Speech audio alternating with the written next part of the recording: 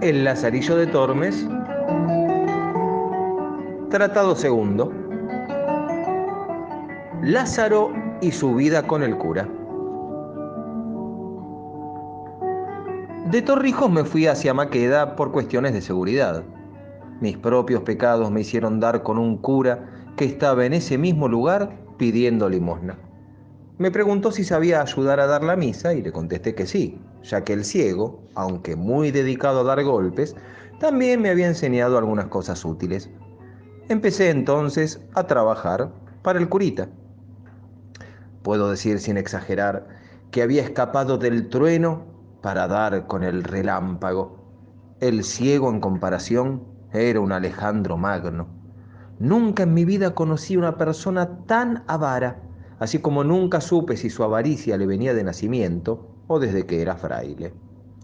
Tenía este hombre un cofre viejo siempre cerrado. La llave iba con él a todas partes mediante una correa enganchada a su hábito. Cuando volvíamos de la iglesia, encerraba en este cofre todo lo que nos habían dado, por lo tanto en ningún otro lugar de la casa había algo para comer. Un jamón colgado, o un queso en el armario, por lo menos una panera con pedacitos de pan. Nada, nada de nada. No sé, por lo menos algo para mirar aunque sea. Con eso me conformaba, pero no había nada. Miento. Lo único que había era una ristra de cebollas, en una piecita que estaba en el piso de arriba, también cerrada con llave. De las cebollas me tocaba una cada 4 días. Si estaba con alguien cuando me daba la llave para buscarla, me decía: toma la llave y trae las cebollas, pero volvé rápido, y ni se te ocurra tocar algo de más. Como si fuera a encontrarme escondidas las conservas más sabrosas de Valencia, en lugar de las malditas cebollas, que además el cura tenía tan bien contadas que, si llegaba a darse cuenta de que agarraba alguna de más, me la haría pagar más cara de la cuenta.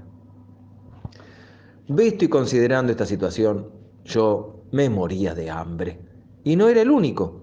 Si conmigo era poco caritativo, con él mismo era peor. Comía muy poca carne y compartía conmigo el caldo. De mi ración de carne, ni noticias, solo un poco de pan y gracias. Los sábados era costumbre en esta tierra comer cabezas de carnero. Me mandaba entonces a comprar una, porque eran muy baratas, y él se comía los ojos, la lengua, el cogote, los sesos y la carne de la quijada. A mí me tocaban todos los huesos roídos. Mientras me los daba, me decía: tomá, comé y triunfá, que el mundo es todo tuyo y tu vida es mejor que la del Papa. Ojalá Dios te la dé a vos, pensaba, pero claro, no decía nada. A las 3 semanas de estar con él, estaba tan flaco que ni podía mantenerme parado. O hacía algo o iba a parar al cementerio. El problema era que, pese a mis grandes habilidades, no podía robarle nada, porque no había nada para robar ahí. En el caso en que llegaba a ver algo, tampoco podía enceguecerlo al curita, como solía hacer con el que Dios perdone, si es que murió del cabezazo que se dio. Porque a ese, como le faltaba la vista, pude engañarlo, pero al cura era imposible, tenía una vista agudísima. Cuando estábamos en misa, sabía cuántas y cuáles monedas nos daban. Un ojo lo tenía en la gente y el otro en mis manos. Los ojos le bailaban en la cara como si fueran bolitas de mercurio. Ni bien terminaban de darnos las limosnas, me sacaba las monedas y las colocaba sobre el altar. Nunca pude quedarme con una sola moneda durante el tiempo que viví con él, o mejor dicho, que morí con él. Nunca me mandó a comprar vino a la taberna, y las cosas que le daban en la iglesia las racionaba de tal manera que le duraban toda la semana. Para justificar su avaricia, me decía: mirá, muchacho, los sacerdotes tenemos que ser muy moderados al comer y al beber. Yo puedo decir con orgullo que jamás me extralimito, como hacen muchos otros. El muy cara dura mentía descaradamente, porque cuando íbamos a rezar a funerales o a reuniones, comía como un lobo y tomaba a más no poder. Y ya que hablamos de funerales, que Dios me perdone, pero jamás fui tan enemigo de la raza humana como en ese momento. En los entierros comíamos hasta reventar. Lo que más deseaba y por lo que más rezaba era que Dios matase todos los días a alguien. Cuando le dábamos el sacramento a un enfermo, especialmente la extremunción, y el cura nos mandaba rezar, el primero en ir a hacerlo era yo. Comprenderán que no lo hacía para pedirle a Dios un buen lugar en el cielo para el difunto. Lo único que le pedía era que se lo lleve de este mundo de una buena vez. Cuando alguno lograba escapar de la muerte, lo reconozco, maldecía mi suerte. Pero eso sí, cuando el enfermo moría, lo llenaba de bendiciones. Durante el tiempo que estuve ahí, unos 6 meses, murieron en total 20 personas. Creo que en realidad debo haberlas matado yo. Lo que es seguro es que murieron bajo mi expreso pedido. Siento que viendo el Señor mi propia muerte, se ocupaba de matarlos para darme vida. Mientras tanto, yo veía que mi enfermedad no tenía remedio. El día que había entierro, yo revivía, pero cuando no, había muerto y volvía el hambre de siempre, yo la sentía más todavía, acostumbrado al reciente festín. De esta manera el único descanso posible era la muerte, a la que yo también deseaba para mí. Si no podía verla, seguramente era porque ya estaba en mí. Muchas veces pensaba en dejar al cura, en abandonarlo. Sin embargo, dos cosas no me determinaban a hacerlo. Primero, no tenía la suficiente fuerza en las piernas como para irme. Segundo, hacía el siguiente razonamiento. Hasta ahora tuve dos amos. El primero me tenía muerto de hambre. Cuando lo dejé, tropecé con este que me tiene al borde de la sepultura. Si llego a abandonarlo y me encuentro con otro más bajo todavía, lo único que me espera, de fija, es la muerte. Siguiendo este precepto, no osaba moverme de donde estaba. No tenía dudas de que el próximo escalón siempre sería hacia más abajo. Por cómo estaban las cosas, si llegaba a bajar otro escalón, sería el último y adiós Lázaro. Un día, sin embargo, quiso librarme Dios de mis males. El desgraciado cura había salido. Llamaron a la puerta. Era el calderero, un buen hombre que se dedicaba a reparar cosas de metal. Me preguntó si tenía algo para arreglar. Conmigo tendrías mucho trabajo y no harías poco si me arreglaras, le dije. Y de pronto sentí que el Espíritu Santo me iluminaba. Tío, seguí diciéndole, perdí una llave y tengo miedo de que mi patrón se enoje y me azote. Fíjate si no tenés una entre tus cosas. Por favor, que yo te la pago. El angelical calderero empezó a probar sus llaves. Yo lo ayudaba con mis flacas oraciones. Cuando menos lo pensaba, se me apareció la cara de Dios dibujada con panes dentro del cofre. Una vez abierto, le dije al calderero, yo no tengo plata para pagarte por la llave, pero podés cobrarte con algo. Eligió un pancito, me dio la llave y se fue contento. Yo, para que no se note la falta, no toqué nada de lo que había. Además, me sentí dueño de tanto que se me había ido el hambre. Volvió el miserable de mi amo y gracias a Dios no se dio cuenta de la ausencia del pancito. Al otro día, al volver a la casa, abrí mi paraíso panal. Agarré un pancito y lo hice invisible en un 2x3. Después cerré el cofre y me puse a barrer, contentísimo de que por fin iba a dejar de pasar hambre. Así estuve 2 días, hasta que se me acabó la suerte. Al tercer día, todo terminó. Fue terrible ver al que me mataba de hambre, revolviendo el cofre, contando y volviendo a contar los panes.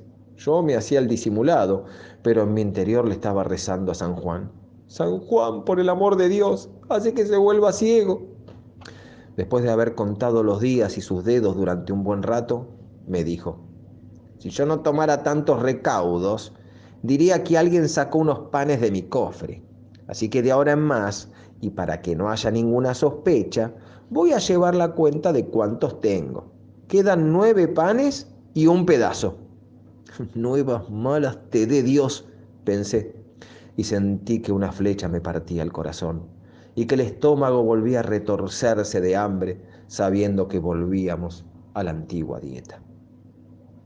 Yo, para consolarme, abría el cofre y me quedaba adorando el pan sin poder comerlo.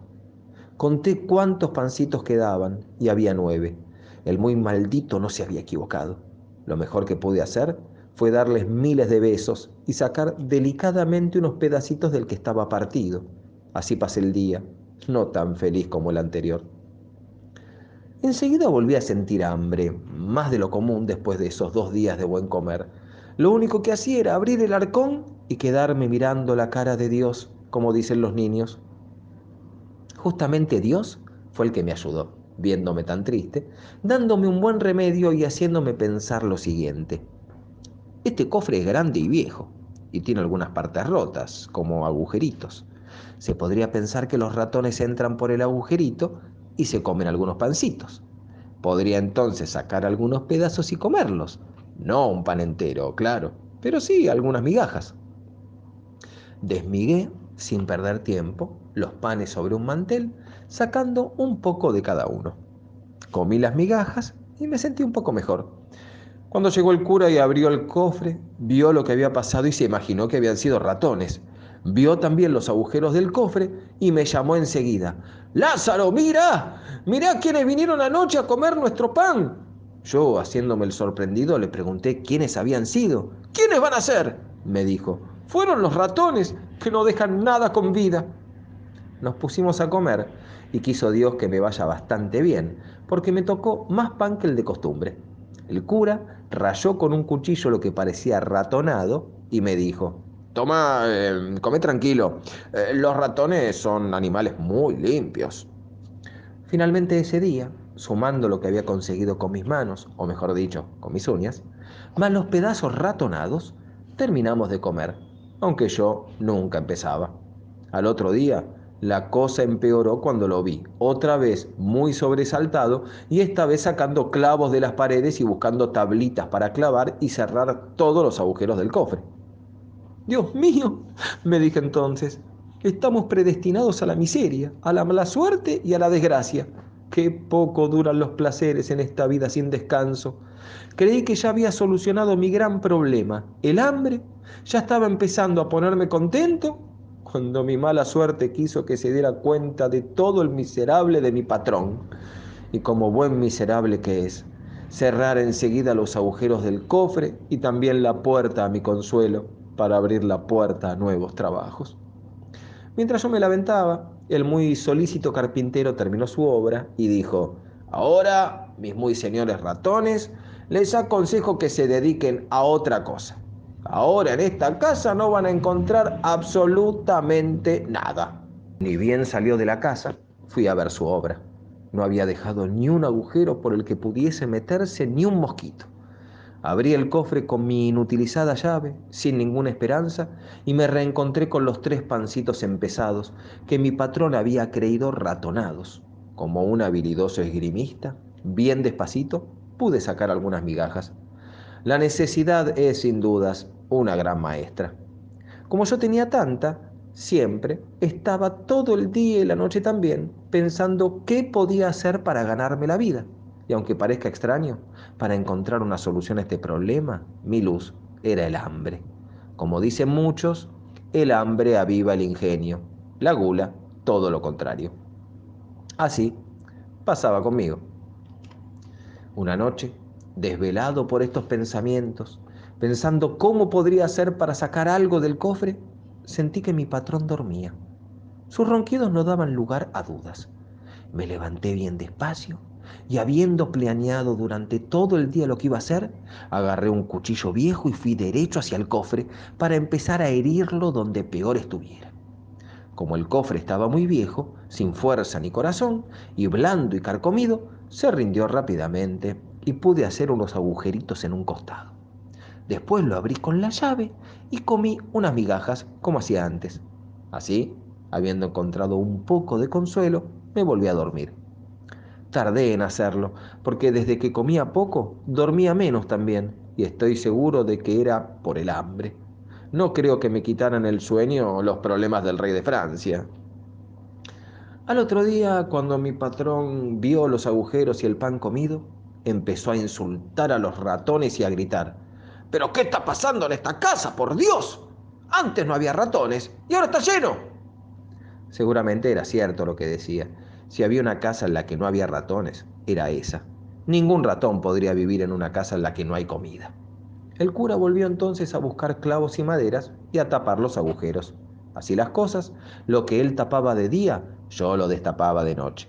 Fueron tantas las veces que lo hicimos que de ahí debe venir el dicho que dice: donde una puerta se cierra, otra se abre. En una palabra, parecía que los dos trabajábamos en la tela de Penélope. Lo que él tejía de día, yo lo rompía de noche. En pocos días y pocas noches lo dejamos de tal manera que nadie reconocía en esas maderas clavadas a un viejo cofre. Cuando vio que su remedio no servía para nada, me dijo: este cofre está tan maltratado y su madera es tan vieja y flaca que ya no puede defenderse de ningún ratón.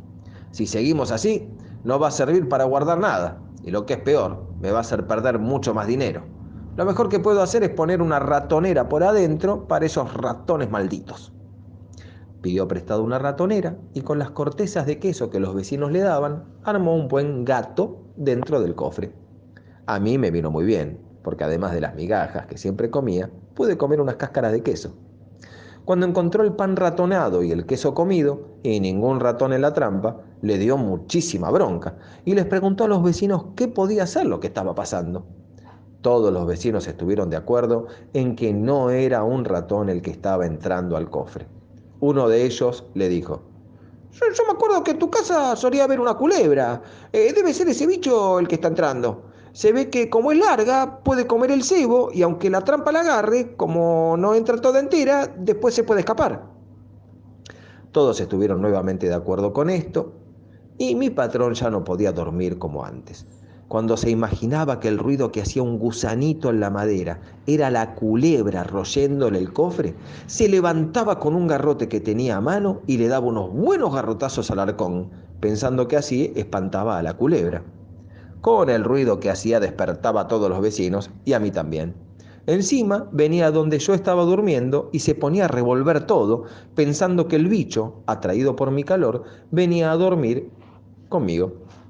Yo me hacía el dormido y a la mañana el curita me preguntaba: ¿no sentiste nada anoche? Estuve buscando a la culebra y para mí que se esconde en tu cama.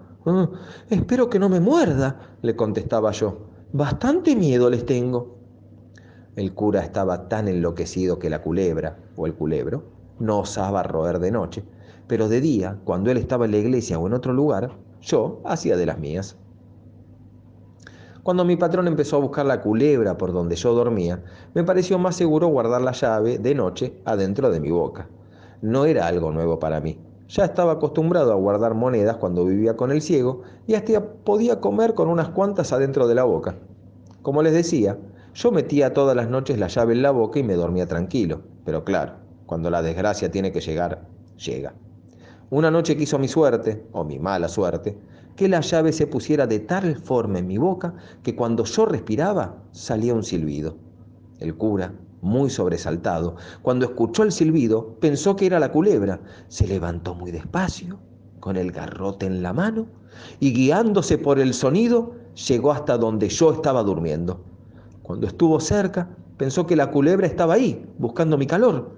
Levantó el palo, pensando en matarla de un solo golpe, y con toda su fuerza me descargó un terrible golpe en la cabeza. Yo perdí el sentido y quedé todo descalabrado.